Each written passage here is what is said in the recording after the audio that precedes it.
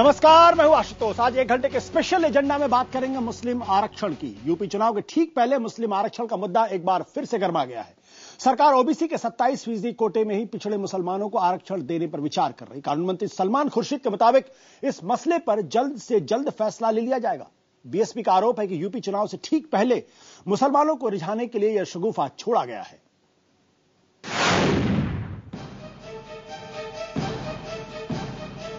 UP चुनाव के ठीक पहले फिर जागा मुस्लिम आरक्षण का जिन्न। पहले मायावती ने फेंका पासा, फिर केंद्र ने चली चाल। अब केंद्र तय करेगा पिछड़े मुसलमानों का आरक्षण। कानून मंत्री सलमान खुर्शीद के मुताबिक नौकरियों में अति पिछड़े वर्ग के 27% आरक्षण के अंदर ही सरकार पिछड़े मुसलमानों का कोटा तय करने पर विचार कर रही है। खुर्शीद के मुताबिक ये आरक्षण 5 राज्यों में पहले से लागू आरक्षण फॉर्मूले पर ही होगा। जो हमारा मैनिफेस्टो है वो माइनॉरिटी, बैकवर्ड माइनॉरिटीज के रिजर्वेशन विद इन रिजर्वेशन का जो कर्नाटक, केरला, आंध्र प्रदेश और तमिलनाडु में किया गया है, उस पर गौर करके उस पर एक फैसला करने का हमारा कमिटमेंट है। वो कमिटमेंट हम उम्मीद है कि हम पूरा कर सकेंगे। उस पर हम लोग काम कर रहे हैं। ओबीसी कोटे में मुस्लिम आरक्षण का वादा कांग्रेस पार्टी ने 2009 के चुनावी घोषणा पत्र में भी किया था, लेकिन कुछ नहीं हुआ। अब उत्तर प्रदेश की चुनावी दस्तक ने इस मुद्दे को फिर हवा दे दी है। करीब 2 महीने पहले उत्तर प्रदेश की मुख्यमंत्री मायावती ने प्रधानमंत्री मनमोहन सिंह को चिट्ठी लिखकर मुसलमानों को जनसंख्या के आधार पर आरक्षण देने की मांग की थी। अब माया की पार्टी बीएसपी का आरोप है कि ये यूपी चुनाव में मुस्लिम वोट बैंक को लुभाने के लिए छोड़ा गया केंद्र का शिगुफा है। उत्तर प्रदेश में तो सबसे पहले जब पहली बार सरकार बनी थी बहन मायावती जी की, तब उन्होंने ओबीसी में मुस्लिम वर्ग को रिजर्वेशन यूपी में दिया हुआ, और यही हम लोगों की उनसे डिमांड है कि आप इसको दीजिए। उसके बाद ये मजबूर हो रहे हैं कि उस पर ये अपनी तवज्जो दें। 18 दिसंबर 2009 को संसद के पटल पर रखी गई रंगनाथ मिश्रा कमेटी की रिपोर्ट में ओबीसी के 27% कोटे में 8.4% पिछड़े मुसलमानों के लिए चिन्हित करने की सिफारिश की गई थी। उधर उत्तर प्रदेश चुनावों की एक और बड़ी खिलाड़ी समाजवादी पार्टी पहले ही पिछड़े मुसलमानों के लिए कोटे के भीतर कोटे के प्रस्ताव को नकार चुकी है। मुस्लिम आरक्षण का मुद्दा नया नहीं है और न ही मुस्लिमों को वोट बैंक की तरह इस्तेमाल करने का चलन। रंगनाथ आयोग ने अपनी रिपोर्ट में इसकी सिफारिश की थी, तो वहीं 2009 के अपने घोषणा पत्र में कांग्रेस ने इसका दावा किया था, लेकिन हुआ कुछ नहीं। और अब जब उत्तर प्रदेश के चुनाव सामने हैं, तो इस मुद्दे का चुनाव का केंद्र बिंदु बनना तय है। आनंद प्रकाश पांडे, दिल्ली, IBN 7। जी हाँ, देश के 5 राज्यों में पहले ही मुसलमानों को आरक्षण मिला हुआ है। सवाल है कि उस आरक्षण का कितना फायदा मुस्लिम तबके को मिलेगा। हमारा मानना है कि आरक्षण के नाम पर सियासत नहीं होनी चाहिए, बल्कि मुसलमानों के बेहतरी के लिए काम होना चाहिए। बात करने के लिए हमारे साथ हैं दिल्ली में कांग्रेस के नेता PL पूनिया, लखनऊ में खालिद रशीद फिरंगी महली, पटना से जुड़ेंगे जेडीयू के अली अनवर साहब, और स्टूडियो मौजूद है समाजवादी पार्टी के कमाल फारूकी। थोड़ी देर हमारे साथ जोड़ेंगे बीजेपी के वरिष्ठ नेता प्रवक्ता मुख्तार अब्बास नकवी। आप लोगों का स्वागत है। सबसे पहले सवाल कमाल फारूकी साहब आपसे, आज जो ये सरकार की तरफ से जो मंशा जाहिर की गई है, आपको लगता है कितनी ईमानदार मंशा है और क्या ऐसा होना चाहिए? देखिए, बिल्कुल जहां तक नियत का ताल्लुक है, नियत पर तो बहुत बड़ा सवालिया निशान है। उसकी वजह यह है कि मायावती जी ने देखा इलेक्शन से पहले एकदम से अनाउंसमेंट किया, लेटर्स बारी उन्होंने शुरू करी, हालांकि उनके पास 4-4.5 साल का टाइम मौजूद था। और जो दूसरी स्टेट्स में जिस तरह से सलमान खुर्शीद साहब फरमा रहे हैं, सलमान खुर्शीद साहब की तरफ बाद में आऊंगा, जिस तरह सलमान खुर्शीद साहब ने फरमाया, ये बहुत पहले 4 साल के अंदर अंदर वो कर सकती थी अगर वो सीरियस थी। अब आखिर में आकर सलमान खुर्शीद साहब अब ये बात फरमा रहे हैं कि जिस पैटर्न के ऊपर कर्नाटक वगैरह के अंदर हमने रिजर्वेशन किया, वो हम रिजर्वेशन देने के लिए तैयार हैं। जबकि हमको बहुत अच्छी तरीके से पता है कि ये पैटर्न इतना आसान नहीं है। उसके लिए बाकायदा वहां पर कर्नाटक के अंदर बाकायदा सर्वे हुआ था, कमीशन बैठा था, उसकी रिपोर्ट की बुनियाद के ऊपर हुआ था, जो आज तक नहीं हुआ है। और हमने उसका दूसरा असर यह देखा कि आंध्र प्रदेश में इलेक्शन से पहले जब इन्होंने अनाउंस किया था, इलेक्शन तो कांग्रेस जरूर जीत गई, लेकिन मुसलमानों को रिजर्वेशन आज तक हाथ में नहीं आया। आपको लगता है कि ऐसा होना चाहिए, कोटा विदिन कोटा मुसलमानों को आरक्षण मिलना चाहिए? बेसिकली क्या है कि जो जहां तक समाजवादी पार्टी का ताल्लुक है, उसने बड़ा स्पष्ट रूप में कहा है कि जो रंगनाथन कमीशन की रिपोर्ट है, उसकी बुनियाद के ऊपर मुसलमानों को रिजर्वेशन मिलना चाहिए, और उसके लिए अगर कॉन्स्टिट्यूशन को अमेंड भी करना पड़े तो उसको करना चाहिए। इससे हमको ऐसा लगता है कि जो बाकी रिजर्वेशन है, अगर हमने कोटा विदिन कोटा की लड़ाई छोड़ दी, हमको ऐसा लगता है कि कहीं ये मुसलमानों में और ओबीसी के अंदर इस बात के ऊपर लेकर, मतलब कोटा विदिन कोटा नहीं होना चाहिए, quota within quota for all the Muslims नहीं होना चाहिए। हाँ।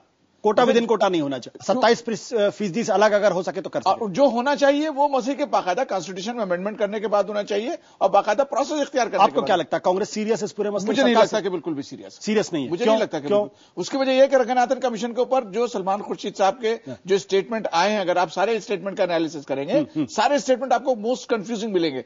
सलमान साहब जो अपने स्टेटमेंट चेंज करते रहे हमेशा रिजर्वेशन के मामले के अंदर, और जो मायावती को जो सीख कांग्रेस की नीयत ठीक नहीं है, आपको ऐसा? हमको ऐसा लगता है कि कांग्रेस की नीयत ठीक नहीं। पीएल पुनिया साहब, आप तो वरिष्ठ अधिकारी भी रह चुके हैं, आपको क्या लगता है, क्या कांग्रेस की नीयत आपको साफ नजर आती? चुनाव के ठीक पहले उत्तर प्रदेश के चुनाव होने वाले हैं, वहां चुनाव जीतने का एक शुगुफा छोड़ दिया गया सरकार की तरफ से। देखिए, हमारे आदरणीय कमाल फारूकी साहब को हम बड़ा सम्मान करते हैं, लेकिन जो उन्होंने बातें कही हैं मैं उससे इत्तेफाक नहीं करता। कांग्रेस पार्टी पूरी तरह से ईमानदारी से इसको लागू करना चाहती है, हमारे इलेक्शन मैनिफेस्टो में है। और मैं याद दिलाना चाहूंगा कि अभी रंगनाथ मिश्रा और इसकी बात मत करिए, आप मंडल कमीशन की बात करिए जिसके आधार पर ओबीसी को आरक्षण मिला, और उसी मंडल कमीशन की रिपोर्ट में जो नॉन हिंदू ओबीसी का भी आंकलन किया गया 8.44, लगभग 8.5%, और उसी के आधार पर कर्नाटक हो, केरल हो, उसमें आरक्षण दिया गया। आरक्षण आज है, अगर आरक्षण आज दिया जा रहा है तो उसका स्वागत किया जाना चाहिए।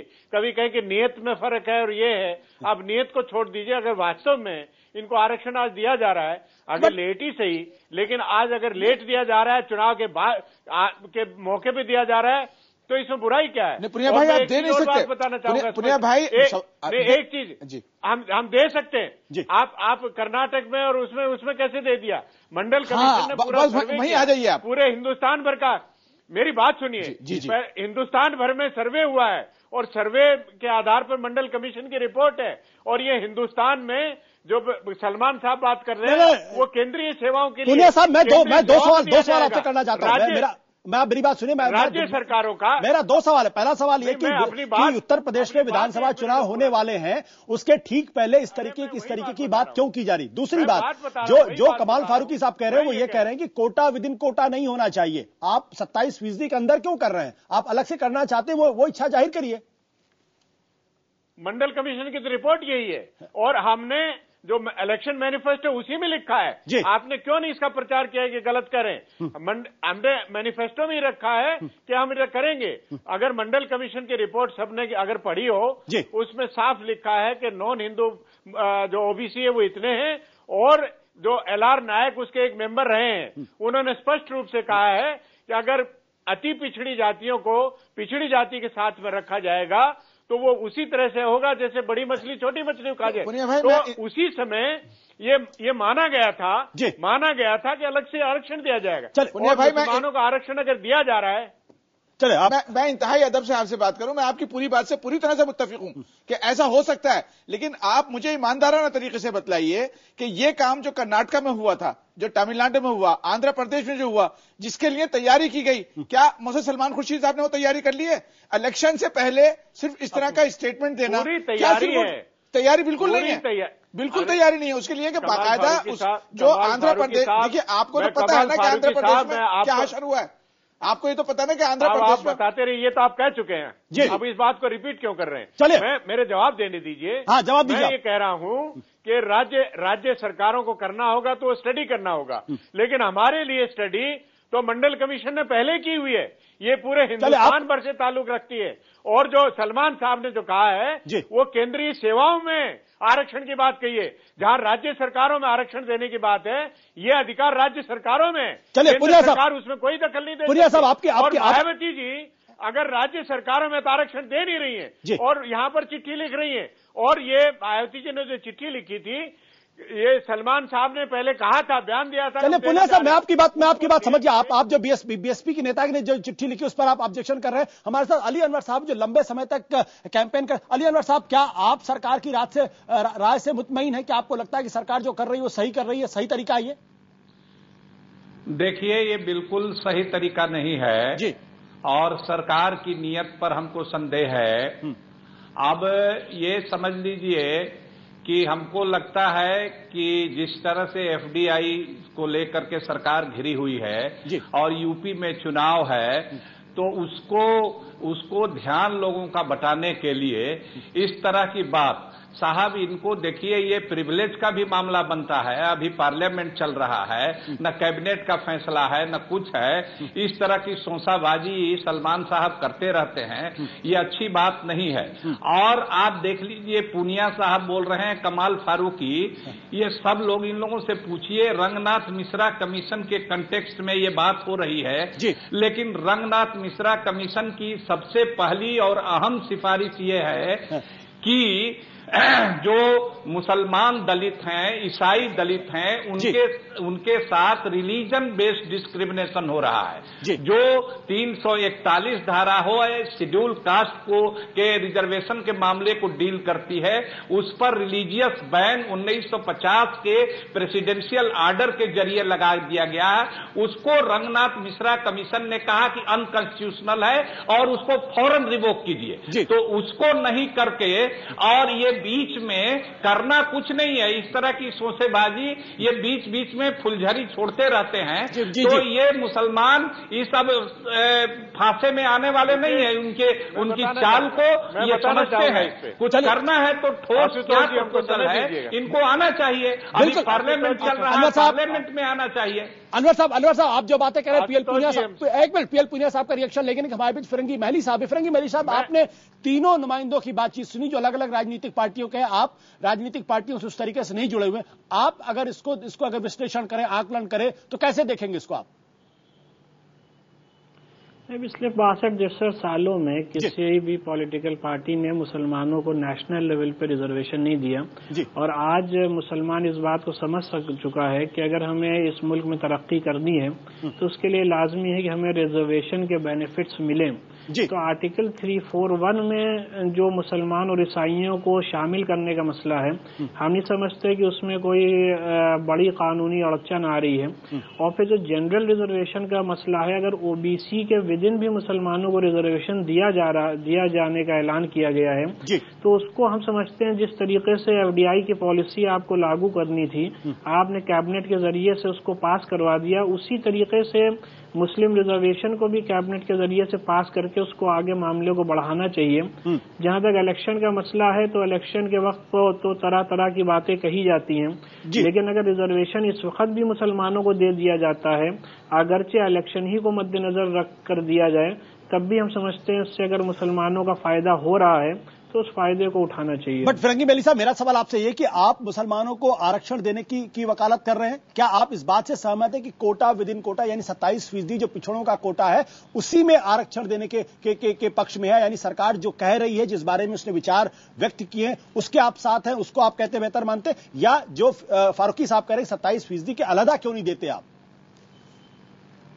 नहीं, हकीकत है कि आप अगर जैसे जस्टिस रंगनाथ मिश्रा कमीशन की जो बात आई, उसके जो दो बुनियादी रिकमेंडेशन है आर्टिकल 341 के और प्लस मुसलमानों को रिजर्वेशन देने के, उन दोनों पर भी अमल होना चाहिए। तो हम समझते हैं वो ज्यादा मजबूत बात होगी।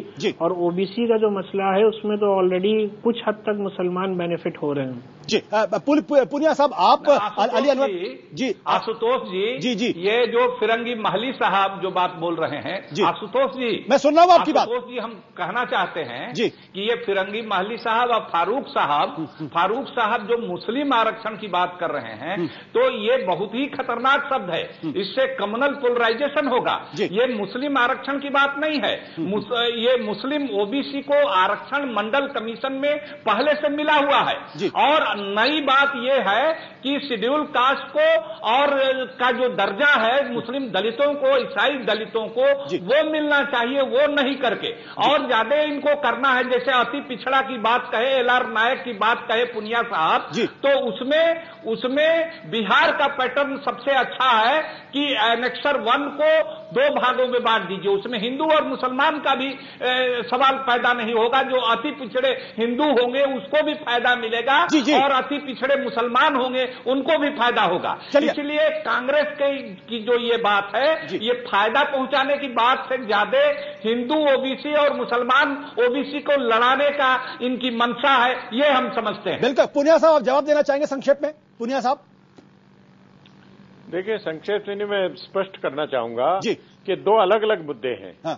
एक तो ओबीसी में आरक्षण देने की बात है और दूसरी रिकमेंडेशन जो दलित क्रिश्चियंस हैं, दलित मुस्लिम्स हैं, उनको अनुसूचित जाति में शेड्यूल्ड कास्ट में शामिल करने, ये दोनों मुद्दे हैं, दोनों को मिक्स नहीं किया जा सकता। और जहां तक उनको दलित क्रिश्चियन, दलित मुस्लिम्स का सवाल है, हमने राष्ट्रीय अनुसूचित जाति आयोग में भी विचार करके हमने रिकमेंड किया है और क्योंकि ये मामला सुप्रीम कोर्ट में है, कॉन्स्टिट्यूशनल बेंच में रेफर्ड है और वहां पर सुनवाई हो रही है, वो जो अंतिम फैसला होगा उसके आधार पर होगा। और जहां तक इसका सवाल है, केंद्र सरकार से सुप्रीम कोर्ट एफिडेविट मांग रहा है कि रंगनाथ मिश्रा कमीशन ने जो सिफारिश की है कि वो अनकॉन्स्टिट्यूशनल है रिलीजियस बैन, उसके बारे में येस नो बताइए, पूनिया साहब से बताइए कि उनकी पार्टी सुप्रीम कोर्ट में यह एफिडेविट क्यों नहीं कर रही है, पूनिया साहब क्यों इस मामले को लिंगर कर रही है और बाहर ये क्यों बयानबाजी कर रहे हैं। देखिए, भ्रमित करने का प्रयास नहीं करना चाहिए जी।